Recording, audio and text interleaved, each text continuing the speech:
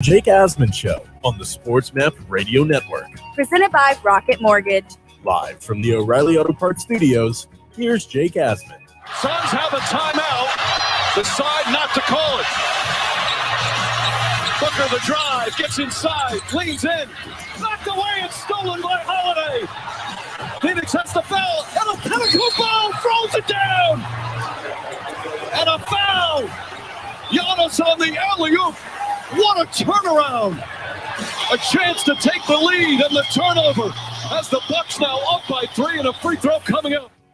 Mike Breen with the call on ABC. The Giannis alley-oop dunk after the Holiday steal of Devin Booker in the final seconds gives Milwaukee a stunning come-from-behind Game 5 victory. And what a weird game, because the Suns come out and look like they're not going to miss. They dominate the first quarter. Milwaukee gets back in the game in the second quarter. They take a big lead in the third quarter. They're up by a lot at the end of the fourth quarter. 8-point lead, 2:43 to go, I believe it was. And the Suns come storming back. Chris Paul making a bunch of different plays just for that defensive stop by Holiday, and then the opposite other way alley-oop to Giannis to seal the game. I mean, that was one of the more incredible finals plays that you'll ever see. So Milwaukee wins Game 5. They have a chance to win the series tomorrow night, win their first championship in 50 years.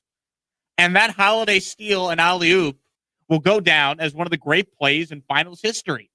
And if the Bucks win, that's the moment. That's the defining moment of the series right there. You know, I thought it could have been that Giannis block on Booker in Game 4. But the Holiday steal and the alley-oop, that's about as good as it gets. That's one of the great plays you'll ever see in NBA Finals lore. And think about Giannis now. I mentioned the block he had on Booker. Giannis now has been a part of 2 forever plays. He's having his NBA Finals moment. You know, the Giannis leap, I'd like to call it. Giannis has gone out there during these playoffs and has had to change the narrative about him as a playoff performer. That he's just a stat compiler, you know, wins MVPs in the regular season, but what have his teams done? Well, after playing poor in that Game 5 against the Nets in the second round, he was great in Game 6, even better on the road in an overtime Game 7. He was awesome against the Hawks, overcomes injury to come back and play in the NBA Finals, plays great in Games 1 and 2, despite the fact his team's down 0-2, and here they are rattling off 3 straight wins, in part because of his performances, now 1 win away from the title. I mean, Giannis was he was amazing. I understand the free throws is still a problem, but he's not the first big to have that issue. Shaq had that issue. It worked out okay for him. I mean, Giannis is averaging 30-plus points a game in these finals. He's been amazing. He had 32, 9, and 6 in that win on Saturday, Game 5. I mean, that was special stuff. It really was. And that final play, you're watching it in real time, and I'm shocked that Holiday's even throwing the alley-oop. You're thinking he's just going to dribble out, but it happened so quick. And could you have made a better pass if you're Drew Holiday? I don't think you could. Drew Holiday made the perfect pass that had to be thrown in that spot, otherwise the play doesn't work, and he nailed it. And it was like the culmination of this Bucks team all coming together on that play. Because Holiday was the big ad that they made to try and improve this team. And he paid off in a major way. You know, forget just the defensive stop on Devin Booker. You know why Chris Paul has been struggling the way he has? Because Drew Holiday, after Game 1, has locked him up. And that's the value of a two-way player like Holiday. That was some play. You're watching that in real time. You can't believe it's happening. It was unbelievable. So the Bucks win Game 5, and if they end up winning this championship tomorrow night, and I believe they will, I think they're at home. They're not losing. They're going to find a way to get it done. That's the play that's on the cover of the DVD. The alley-oop and Giannis slamming it down. That's your DVD cover right there. The only problem with that is that it takes away from the block the previous game. You had 2 forever plays in back-to-back games. No, but that steal, I mean, I put that. I mean, it was a great play by Holiday, but I put that more on Paul. Or no, Booker. Booker's got to do a better job. It's almost sounds like he didn't know where everyone was on the court. And you can see that was the youngness in him. You know what that play did, though? It did rob us of a potential Chris Paul legacy moment because Booker was looking to kick it to Chris Paul from 3, and that would have been a defining shot in the career of Chris Paul. Yeah. Or maybe it's a miss. Who knows? But yeah, man, I put that more on Booker for losing the ball. But just the I don't know if it's the stones, the thought process. I don't know how you would want to describe it. For Holiday to just throw the alley-oop up. It was one of those plays that it was an iconic image that we're going to have. And just such a split-second decision that you have to make to do it. It's incredible. Well, it's the fact that he saw Giannis running down the court too, and he knew that, hey, if I throw it here, Giannis is already going to. It's amazing the chemistry that this team has. That for any team that has this, but especially with this team that they have in that moment to be able to just make this play up in their head, just on eye contact. Mike Budenholzer, the head coach of the 1 win away now from a championship, Milwaukee Bucks. This was Coach Bud on the Holiday steal and the alley-oop. I think it's just an instinctive play. He's incredible defender and strong hands, and got in there and took it. And, I think, probably most times you want to just pull it out and run the clock, but Drew and Giannis in a 2-on-1 and just to put 2 points on the board. I think just, trusting their instincts, trusting them, Giannis getting a bucket and putting us up, I think that made it 4 or, 5. But they're playing, they're competing, and that's what we need. Unbelievable. I mean, an all-time play right there. There's no doubt. And as far as Giannis, I think this is great for the NBA if the Bucks could seal the deal and win. I think it's about time a small market team wins a championship. And you look at how the Bucks have been constructed. They're not a team that was built on tanking, and they're not a team that was built on free agents all teaming up and going somewhere. This was an old school way to build a team. You draft and develop. Giannis was the 15th pick in the draft in 2013? And he's turned out to be a 2-time MVP. And if this team caps it off with a win tomorrow night, a finals MVP, like the Bucks winning, I think is a great story for the NBA. You have a guy in Giannis that chose to stay with a small market team that drafted him. Could have went to any team, teamed up with any of these superstars. He chose to sign the max and stay there. He has this bad Game 5 against the Nets and shows resiliency by bouncing back in Game 6 and Game 7, winning that series. Overcomes injury against the Hawks. Overcomes being down 0-2. And his team is a win away and they could win a championship. I think it's a great story for the league. I really do. And I'm also rooting for Giannis. I've talked about this on the show before.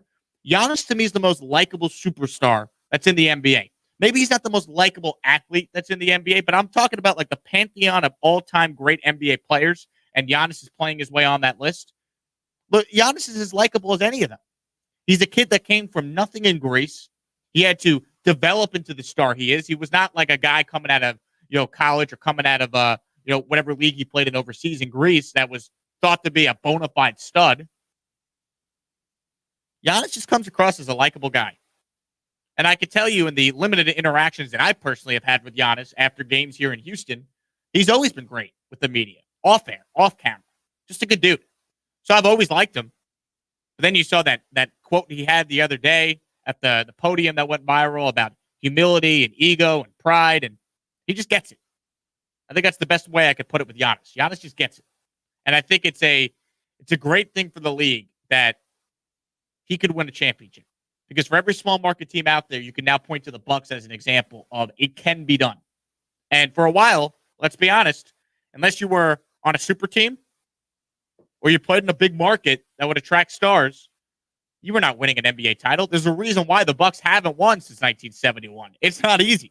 And the Bucks are now about to get it done if they could win tomorrow night and do it in 6. And I think that's the thing to point out is the fact that they're doing this without a super team. Because if you're going to tell me that the big three of Giannis, Drew Holiday, and Chris Middleton are the big three, then they got 3 good players. And let's face it, before this season, really, don't remember Chris Middleton at all and was shocked to learn that he was been in this league for like 10 years or nearly 10 years. And you just look at the way they've developed, right? I mean, some of these guys are second-round picks, like Chris Middleton. These guys are great players together. I don't think if you took Chris Middleton off this team and say put him with any other super team, he's not going to find success. And I think it has to be this team right now. Chris Middleton as well might end up being a guy that besides the obvious with Giannis, but he's the guy I think in this series that has elevated his perception among fans. Like, people knew he was a good player, but he has played like a true number 2 to Giannis being the 1. And in some games, as we've seen throughout these playoffs, Middleton has been the Batman. He's been the best player on the court. Very true. He's been great. As far as the Suns, let's get to their perspective here. I mean, look, as great as Chris Paul had been this year, the reality is if his team loses after they blow an 0-2 lead, that's going to be a tough pill for him to swallow. You can't take away the fact that he's an all-time great. You certainly can't take away the fact that he got to the finals at age 36. But it's a bad look if they're up 2-0 when they lose this series, especially if they lose in just 4 straight games, with Paul not playing particularly well in most of these games. I mean, since that game 1, he's been bad. I mean, the game he had the other night in game 4 was awful. Awful. And Chris Paul will be the first to tell you that. And I was thinking about this. You know, we talked a lot about the fact that Chris Paul is an all-time great athlete that doesn't have a championship ring. I mean, this is the closest an all-time ringless NBA player has come to a title since Patrick Ewing with the Knicks in 94, up 3-2, going back to Houston. Right? I mean, Stockton and Malone never pushed those Bulls teams to 7. Am I missing another obvious? Well, I was going to say player? maybe Malone with the Lakers or Gary Payton with the Lakers when they did the 1-year deal and pretty much joined the team with Shaq and Kobe to try to get the ring and lost. They lost in the finals to the Celtics. Was it the Pistons? Yeah, I think you're right. The Pistons. You know, the problem with that though is that those guys were at the very end of their career. Yeah, I'm talking about like guys in their prime. In their prime. Like Ewing was up 3-2 with the Knicks, and then John Starks happened. Don't remind me. But I saw. So I mean, look, you can't take away from the greatness of Chris Paul, but when you put it in that context, it's going to sting if his team doesn't end up coming back and winning the series when they were up 2-0. You know, you're up 2-0. You had game 4-1 and you blew that, and man, now you could lose the series in 6 and lose 4 straight. That's tough. You might need to change your phrasing though, because you said, you know, it's going to sting if they lose being up 2. I think that you got to throw the if out there now. You think it's over as well? I do too. I do. I think, you know, you're going back home to in front of your crowd. They're going to be more amped, more hype. Maybe they just come out playing slow and let the Suns do what they've been doing all series long, and then show up at the end and throw the hammer down. And then we get an iconic play that makes us forget about the block, and we get hazy about the alley-oop. I'll tell you what, if Chris Paul wants to erase his poor performances in these finals after game 1, get it to a game 7 and give your team a chance. That's all you could do. Find a way to win a game on the road, just like the Bucks did. They won a game 5 on the road, and I don't know how many people thought that was necessarily going to happen after the way the series played out through the first 4 games. 800-224-2004 is the number if you want to weigh in. Also, you could tweet me. I'm on Twitter at Jake Asman, Jake.